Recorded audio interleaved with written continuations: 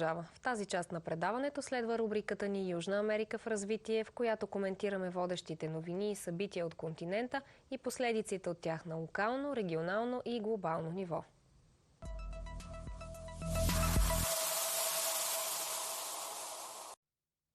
При нас в студиото е професор Йоаким Каламарис, икономист, университетски преподавател, предприемач и почетен генерален консул на Източна република Уругвай, с когото ще отправим поглед към южноамериканската страна и процесите в нея. Здравейте, професор Каламарис, удоволствие да се видим в студиото. Взаимно.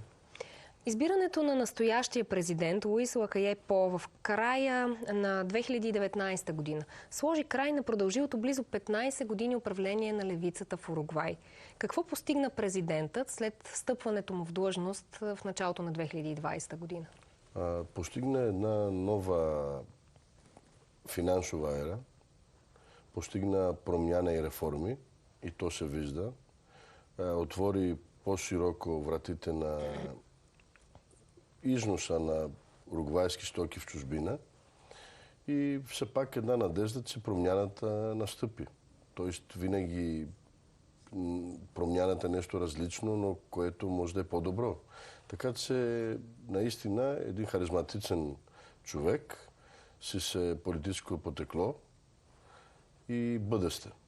Мисля, че е допринасял доста и ще допринесе и външната политика също на Уругвай за бъдещето и въобще за цяла Латинска Америка, тъй като не забравяйте, че основният двигател на Меркосур, на Съюза на латиноамериканските страни е Уругвай. И очакваме още по-добри времена. Каква е ролята на тази страна, която спрямо размерите на останалите латински държави може да бъде определена дори като малка, но каква е ролята на нейната икономика в целия регион? Ролята е, както представете се, Белгия в Европейски съюз. И тя е една малка страна относно географските граници, макар че ако говорим коректно и сравниме нашите страни, или Гърция и България, тя е по-голяма от двете страни географски. Но наистина за Латинска Америка изглежда по-малка, но е много всяко едно развитие или неразвитие, което произлиза от Уругвай, това повлиява на останалите процеси в Латинска Америка. Тя, да кажем, флага на Латинска Америка. Тя е държавата, която е надежда и, ако щете, реномето на останалите страни на Съюза.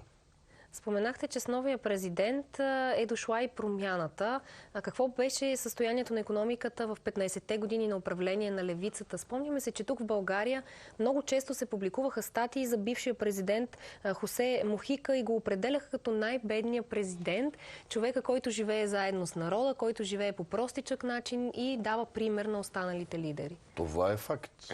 Аз също съм много благодарен лично на него, тъй като по неговото време съм бил избран. Това е голяма чест, но и голяма отговорност едновременно спрямо страната, която представлявам и съм бил избран да представлявам. И лично към него, наистина един харизматичен човек също така, но, как да ви кажа, уругвайска политика не се променя задължително само от личностите. Тя съществува държавата и държавността в нея. Тоест промените на политическите партии или идеологиите, които направляват процесите в държавата, не променят посоката й. Този въпрос е много хубав, защото сравнение с нашите страни, този ревансизъм не съществува. Съществува само духът на развитието и врагът на доброто в Уругвай и в политическата сцена на Уругвай, на доброто врагът е най-доброто, а не лошото. В какво състояние можем да определим, че е в момента уругвайската икономика? Как се развива? Можем конкретно да кажем, че средно около 5% годишно развитие има икономиката. Мисля, че едно стабилно, устойчиво. Тоест, икономиката на Уругвай наистина е устойчива. Това, което липсва от много страни, това, което, представете се, липсва от Руската федерация, това, което задува Американските щати, Уругвай го е постигнала. Как са го постигнали в тези Постигнали години? си го, защото хората и политиката са в едно. Има диалог, има дебат. Гражданите и политиците са много свързани с природата. Представете си, че БВП-то на Уругвай е около 60 милиарда към момента, а в България е около 80. И ако сравним индустрията, усилията към нея на България спрямо Уругвай, ще видим, че със спокоен начин, без да замърсяват околната среда, Уругвай постига много повече, независимо, че 20 милиарда по-малък БВП от българския, постига с по-малко усилия по-голям резултат. Кои са водещите сектори в икономиката на страната? Водещите сектори са животновъдство, това, което се развива много силно. Имаме производство на целулоза, производство на вина, има и други, има и в сферата в IT, тъй като липсата на бюрокрация подпомага чуждестранните граждани да идват, да живеят и да работят в Уругвай, също така и бизнеса. Уругвай е една страна адски справедлива. Представете си, че получава много обаждания ежегодишно от български граждани, които искат да живеят. И то не само и от грецки граждани, ако щете, и от руманските граждани, които искат да живеят в Уругвай, да променят живота си, защото наистина, даже повече от тях не са посетили, но са цели и наистина знаят, че там има спокойствие, сигурност, нещо, което липсва днес от нас страни, там може да го намерим. Представете си, че в Уругвай има и туристическа полиция. Тоест туриста там наистина е уважаван. Имате ли данни колко българи и колко гърци живеят там? Има ли общност? Има, разбира се. Българската общност е огромна. Не само в Уругвай, даже повече, мога да кажа, в Латинска Америка, като цяло Бразилия, Аржентина. И въпросът колко е, със сигурност не мога да ви казвам. Мисля, че около 30 000 души. Гърци са около 2500, ако добре се спомням статистиката. Но за българските граждани не мога да ви кажа, защото липсва елемента от държавата, която да обединява диаспората. И то на времето опитал съм доста пъти да разговарям с дадения министър, който отговаря по тези въпроси, но за съжаление не сме успели да създадем в България един център, не политически задължително, който да обединява българите в чужбина, не задължително само за да гласуват. Някои има и дебати по този въпрос, че българите в чужбина могат да гласуват, но за нас българите в чужбина са добри донори финансови, но когато трябва да гласуват, са чуждестранни лица. Така че тук има също една необяснима или обяснима аномалия, която трябва да бъде изгладена. Затова казвам, че има голяма диаспора. Въпросът, че ако имаше организации, те да имат центрове, които училища и така нататък. Но това зависи, пак казвам, от инициатива на дадената страна. Не на страната, която те живеят. Макар че имат пълната свобода да си дадат каквото искат в Уругвай. Има ли интерес от българските компании да присъстват на пазара в Уругвай и обратното, уругвайски компании у нас? Има интерес и то сериозен, но да не забравяме, че Уругвай е една високо морално-икономически, социално и бизнес страна. Тоест в Уругвай законодателството е работещо и наказанието не е мираж. Така че повечето от компании, които имат интерес, като поручат нещата както трябва, мисля, че тези, които са достойни, могат да присъстват и работят в уругвайския пазар. В кои ниши виждате добри възможности? Има в банковия сектор също интересно, като цяло в икономиката, в IT сектор също така, защо не в животновъдство. Има доста сериозни производители и в България, но също така имаме доста интересни продукти, които може да бъдат внесени от Уругвай в България. И ако някой наистина го обявявам тук и от вас, ако има интерес за внос от Уругвай, съм на неговото разположение. Знаем също, че Уругвай е голям производител на соя, царевица, слънчоглед, фуражи. Продължителното горещо време... Стевия, точно така. Да, заедно с Парагвай. Продължителното горещо време в последните години обаче удължи и периодите на суша в страната. Притеснени ли са земеделци? Притеснени е и даже имаме загуби около 1,5 милиарда и то много скоро от това, което се случи. Разбира се, че веднага страната в районите на Канелонес и на други райони, където най-много е засилена тази суша, взети са мерки, които обаче ще подпомогнат доста повече, ако има дъждове, валежи.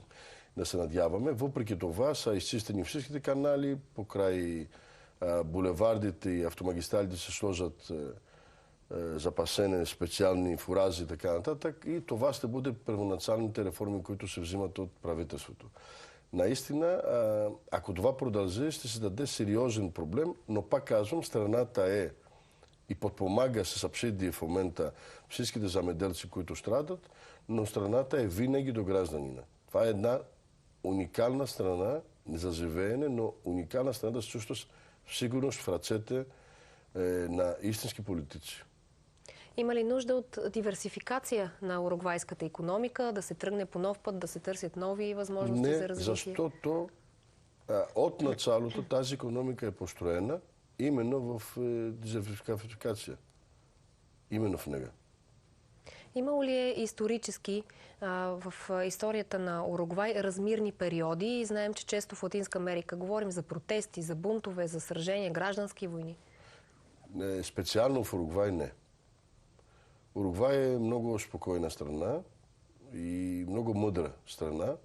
И пак казвам, това не го казвам, защото представлявам страната в България. Казвам го с ръка на сърце, че това е сериозни граждани, които, когато има проблеми или дебати, те го казват гласно, го представят на органите, които със съответните проблеми може да бъдат разрешени.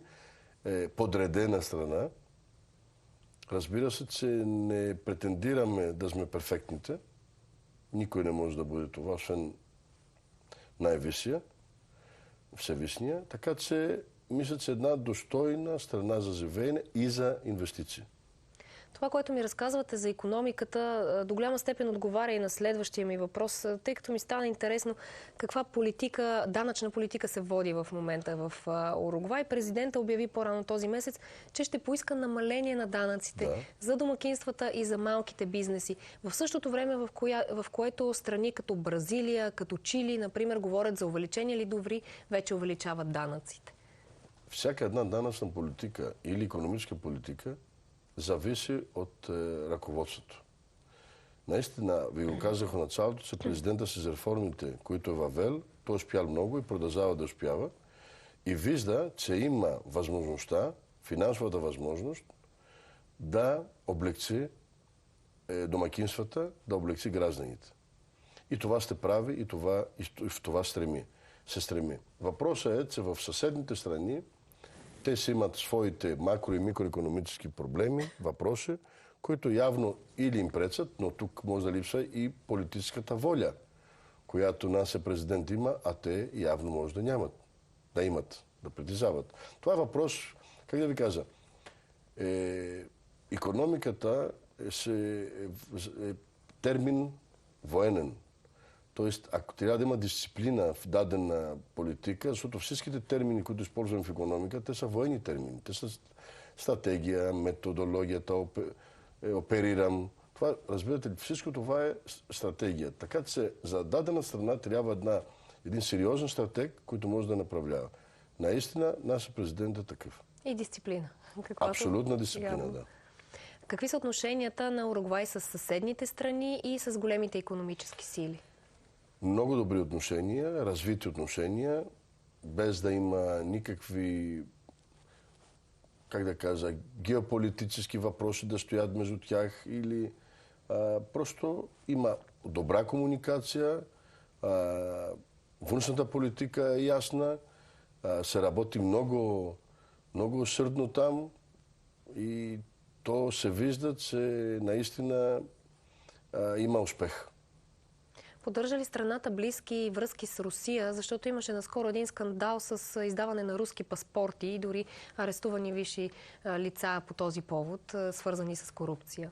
Не мисля, че има страна, която да не е имала връзка или някакви отношения с Русия. И специално, ако говорим сега за Уругвай, най-малко може да има сравнение с България.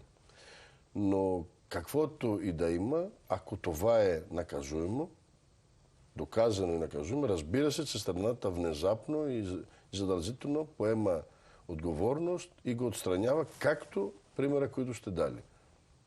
Как очаквате да се развива Уругвай в следващите, да кажем, 10 години? Само, надявам се да нямаме суш по-често, нали? Да има валези повече, по-често валези, дали, и то да е в рамките на нормалното все пак. Защото, знаете, от многото валези може да има си и наводнение. Така че помолиме на Господа и как да кажа, се обръщаме към природата, което, за съжаление, всички ние не уважаваме. Говоря като граждани, защото това зависи от... Това е феномена, което повлиява от дестабилизация на климат. Нищо друго нищо няма. Тоест, ако се абстрахираме от екофеномените, мисля, че Уругвай, бъдещето я принадлежи. Във всички нива и във всички аспекти. И поглед към любимия ми сектор, туризма. Какви са възможностите за туризъм в Уругвай? Има ли интерес от българите да пътуват до там? Има, разбира се, и то доста, но повечето от българските ни туристи, те съчетават пътуването до Уругвай, т.е. заедно с Аржентина, понякога с Парагвай, защото има много интересни места между трите страни, също така, които делиме географски, и Бразилия. Но има доста, и пак казвам, има доста българи, които живеят доста векове в тези земи и даже носят и български имена. Много интересно и позовавам всички ваши зрители да посетят страната. С удоволствие. И ние сме винаги на тяхното разположение, ако може да бъдем от полза. Много ви благодаря, професор Каламарис. Беше удоволствие да се видим в студиото.